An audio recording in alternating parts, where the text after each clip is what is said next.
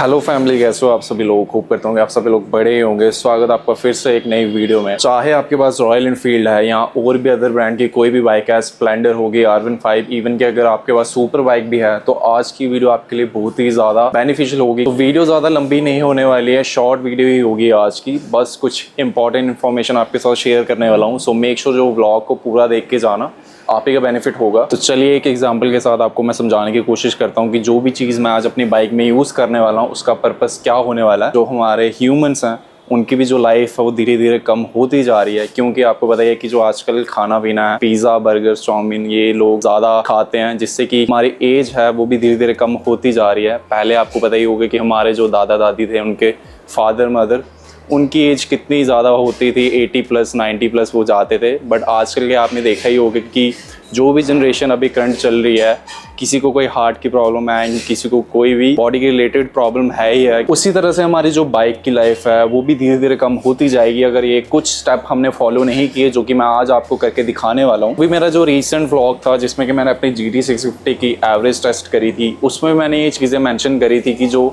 नया E20 fuel आ रहा है उससे हमारी जो बाइक की एवरेज है एंड साथ ही साथ वो हमारे इंजन को कैसे इफेक्ट कर रहा है उसके बारे में मैंने बात करी थी। उसी चीज़ के बारे में आज मैं बात करने वाला हूँ एंड साथ ही साथ उसका एक सोल्यूशन भी लेकर आया हूँ। As you may know, maximum लोगों को पता ही होगा, बट जिनको नहीं पता उनके साथ भी मैं शेयर कर देता हूँ कि जो 2023 से पहली वाली बाइक्स थी वो नॉन E20 वाली बाइक्स हैं। स्पेशली ये इन्फॉर्मेशन उन लोगों के लिए होने वाली है जिनकी बाइक नॉन E20 वाली है। लाइक मेरी जो GT है वो भी 2022 का मॉडल है, तो ये भी E20 बैजिंग के साथ नहीं आती। सिमिलर ही मेरी जो Meteor 350 है ये भी नॉन E20 वाला मॉडल है। कॉन्टीन्यूसली अगर आप E20 वाला फ्यूज यूज़ करते रहोगे अपनी बाइक में, तो आपकी बाइक में बहुत ही ज़्यादा मेजर इश्यूज आने वाले हैं। तो इसलिए आपके लिए मैं आज एक क्योर लेकर आया हूँ जो कि आपकी बाइक को हेल्दी रखेगा, आपकी बाइक की परफॉर्मेंस भी बढ़ाएगा। बाकी सबसे पहले मैं आपको बताता हूँ कि कौन सी चीज़ मैं आज यूज़ करने वाला हूँ जो कि हमारी बाइक के इंजन को हेल्दी रखेगी एंड साथ ही साथ परफॉर्मेंस भी इंक्रीज करेगी। तो गाइस ये रहा वो प्रोडक्ट जो कि मैं आपको यूज़ करके आज दिखाने वाला हूँ। ये चीज़ ना ही कोई स्पॉन्सर्ड है, ना ही मुझे इसके कोई पैसे मिले हैं। मैं आपको पर्सनली अपने एक्सपीरियंस से शेयर करने वाला हूँ कि ये चीज़ आपकी बाइक में क्या बेनिफिट देगी। ये रहा यामाहा की तरफ से आने वाला कार्बन क्लीनर। ये कार्बन क्लीनर क्या करेगा कि आपकी बाइक के इंजन और फ्यूल पंप में जितना भी कार्बन इकट्ठा हुआ होगा E20 फ्यूल से, उसे रिमूव करने में बहुत ही ज़्यादा हेल्प करेगा। तो मैंने ये खरीदा हुआ है यामाहा का, अदर ब्रांड्स का भी आता है, लाइक मॉर्टल का भी आता है, आई गेस रॉयल एनफील्ड का भी आता है। मैं 2-3 जो ब्रांड है वो मेंशन कर दूंगा डिस्क्रिप्शन में, आप वहां से जाके देख लेना। बाकी मैं अभी यूज़ कर रहा हूँ यामाहा का, इसकी जो क्वालिटी है वो भी काफ़ी ज़्यादा अच्छी है। तो चलिए मैं आपको बताता हूँ कि इसको किस तरह से यूज़ करना है। ये 50 ml की बॉटल है, तो इसे नॉर्मली आपको अपनी बाइक के टैंक में ही डालना होता है। बट आपको इम्पॉर्टेंटली ध्यान में रखना है कि आपकी बाइक का जो टैंक है एटलीस्ट 5 से 7 लीटर फ्यूल होना चाहिए, उसके बाद ही आप इस चीज़ को यूज़ करना। अगर खाली टैंक में यूज़ करोगे तो आपकी बाइक के जो अदर कंपोनेंट हैं उनको ये डैमेज कर सकता है। तो मेक श्योर ये चीज़ को ध्यान में ज़रूर रखना। जैसा कि आपको पता ही है कि मेरे पास 2 बाइक हैं, तो मैं 2 बॉटल्स ले आया था। तो चलिए सबसे पहले हम अपनी मीटियोर में डाल कर देखते हैं, उसके बाद मैं आपको अपनी GT में भी डाल कर दिखाऊंगा कि इसको किस तरह से लगाना है। ऊपर वाली मैंने सील उतार ली हुई है, उसके अंदर कुछ ये इस तरह की प्लास्टिक की सील भी लगी हुई है। इसे भी चलिए ओपन करते हैं। उसके बाद कुछ नहीं करना, नॉर्मली हमने टैग में ये जितनी भी बॉटल है ये पूरी डाल देनी है। तो इसे भी मैं थोड़ा ध्यान से ओपन कर लेता हूँ। तो देख सकते हैं कि आप ओपन हो जो कैन, मैं आपको दिखा देता हूँ कि अंदर से किस तरह का दिखता है। होप्स हो गया आपको दिख पा रहा होगा। लिक्विड फॉर्म में ही है, बस इसका जो कलर है वो लाइटिश पेल येलो बोलूँगा मैं, एंड थोड़ा थोड़ा ग्रीन का भी ये टोन दे रहा है। बस ध्यान रखना है कि ये बाहर ना गिरे, मैं भी यही कोशिश कर रहा हूँ।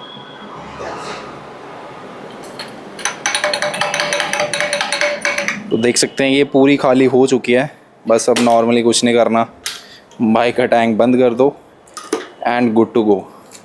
तो अभी स्टार्ट अपनी बाइक बाद में करता हूँ, पहले GT में भी डाल लेता हूँ, उसके बाद स्टार्ट करते हैं ताकि थोड़ा अच्छे से अंदर घूम जाए। घूमेगा क्या, वो तो जब हमारा पेट्रोल बर्न होगा उसके बाद ही ये जो हमने चीज़ डाली है वो हमारे इंजन तक पहुँच पाएगी।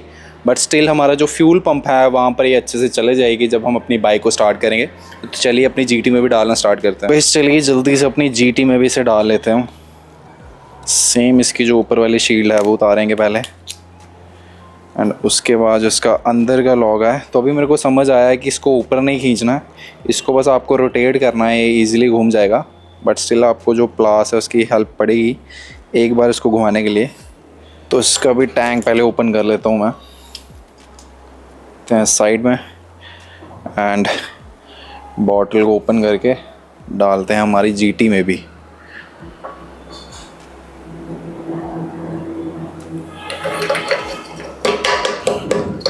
ये मैं भी अपनी दोनों बाइक्स को एक बार स्टार्ट कर लेता हूँ, ताकि जो हमने चीज़ डाली कार्बन क्लीनर वो एटलीस्ट हमारा जो फ्यूल पंप है वहाँ एक बार थोड़ा अच्छे से घूम जाए, जिससे कि वहाँ पर थोड़ा बहुत जो कार्बन होगा वो क्लीन हो जाएगा। बाकी इंजन में तो वो धीरे धीरे होगा, जब आपका फ्यूल बर्न होगा ये वाला तब वो अच्छे से आपके इंजन में अडेप्ट हो जाएगा। एंड बाकी की जो भी जगह होंगी, थ्रॉटल बॉडीज़ वगैरह, हर एक जगह पे जितना भी कार्बन होगा वो अच्छे से क्लीन कर देने वाला है। तो चलिए अपने मीटियोर और जीटी दोनों को स्टार्ट करते हैं। एंड आप साउंड का भी मज़ा लेना है, क्योंकि आपको पता है कि हमारी मीटियोर में ग्लोब का डॉल्फिन प्रीमियम लगा हुआ है एंड अपनी जीटी में एसएसपी का सिल्वर स्टेलियन परफॉर्मेंस एग्जॉस्ट लगा हुआ है। तो दोनों की अब परफॉर्मेंस भी बढ़ी जाएगी।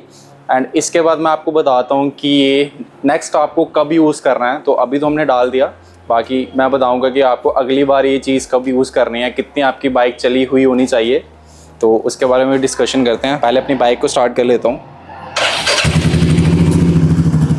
जीटी को भी कर लेते हैं।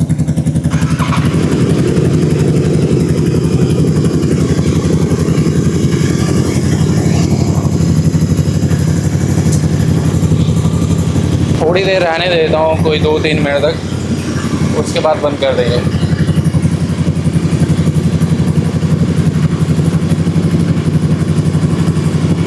तो बाइक को भी हमने थोड़ी देर आइडल पर रख लिया। अब जो वो चीज़ हमने डाली कार्बन क्लीनर वो कुछ कंपोनेंट तक तो पहुंच गई होगी, बाकी थोड़ा बहुत जब मैं बाइक चलाऊंगा वो फ्यूल बर्न होगा, हमारे इंजन में भी वो अच्छे से पहुंच जाएगी। अब मैं आपको बताता हूं कि नेक्स्ट मैं ये जो चीज़ मैंने डाली कार्बन क्लीनर ये मैं कब यूज़ करूँगा।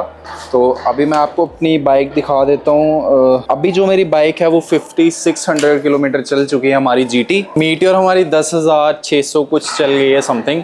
तो अभी मैं आपको बता देता हूँ कि मैं नेक्स्ट कब ये चीज़ यूज़ करूँगा, अपनी बाइक में कब डालूंगा। अब अगली बार मैं यूज़ करने वाला हूँ जब अपनी जीटी चल चुकी होगी 10 या 11,000 के करीब। एंड सिमिलरली हमारी मीटियोर जो है वो 10,000 समथिंग चल चुकी है। तो 15 या 16,000 जब हमारी मीटियोर चल चुकी होगी तब ये चीज़ मैं फिर से डालूंगा। एंड सिमिलरली आपको भी कुछ इसी तरह से इसको डालना है। एंड ये भी चीज़ को ध्यान में ज़रूर रखना है कि आप इसको हर महीने यूज़ मत करने लग जाना। इसीलिए मैं आपको बोल रहा था कि जो आज की वीडियो है वो पूरी देखना, क्योंकि कुछ लोग क्या होते हैं कि आधी इन्फॉर्मेशन लेके जाते हैं, जिससे कि उनकी बाइक में काफ़ी ज़्यादा उनको बेनिफिट तो मिलते हैं, बट साथ ही साथ उनको नुकसान भी देखने को मिल जाते हैं। कि जैसे कि मैंने आपको आज बताया कि ये चीज़ क्या यूज़ देती है, बट ये चीज़ के कुछ नेगेटिव भी हैं। अगर आप इसको एक्सेस में यूज़ करोगे, हर 5,000 से 6,000 किलोमीटर चलने के बाद आपको ये चीज़ यूज़ करनी है। तो मैंने भी आपको बता दिया कि मैं अपनी बाइक में कब यूज़ करने वाला हूँ। और एक और इम्पॉर्टेंट चीज़ को ध्यान में ज़रूर रखना, जैसे कि मैंने आपको बिगनिंग में भी बताया था कि अगर आपके पास कोई भी बाइक है, यामाहा R15, KTM, इवन की सुपर बाइक, उन सभी में ये चीज़ यूज़ होने वाली है। क्योंकि आपको पता है कि हर एक बाइक में सिमिलर पेट्रोल ही डलेगा, तो कार्बन हर एक बाइक में इकट्ठा होगा। बट इम्पॉर्टेंटली अगर आपकी बाइक जो 2023 से पहले वाले मॉडल हैं उन्हीं में ये चीज़ यूज़ होने वाली है, क्योंकि 2023 से जो बाद वाले मॉडल हैं उनमें तो जो E20 की बैजिंग है वो आना स्टार्ट हो चुकी है। उसका जो इंजन है वो कुछ उसी तरह का कस्टमाइज़ किया हुआ है, जिससे कि जो कार्बन है वो ज़्यादा इकट्ठा नहीं होगा उन बाइक्स में। बट हमारी जो नॉन E20 वाली बाइक्स हैं उनमें ये प्रॉब्लम्स आ रही थी, तो उसका मैंने आपको सोल्यूशन भी बता दिया। तो गाइस यही था कुछ आज का व्लॉग, एंड होप करता हूँ कि आपको कुछ ना कुछ इन्फॉर्मेशन मिली होगी। तो मेक श्योर ये वाला जो व्लॉग है अपने फ्रेंड्स के साथ भी शेयर करना, जिनको की प्रॉब्लम आ रही थी अपनी बाइक की माइलेज और परफॉर्मेंस के रिलेटेड। तो गाइस मिलता हूँ आपको नेक्स्ट व्लॉग में जल्दी, तब तक के लिए bye bye, take care and peace out guys.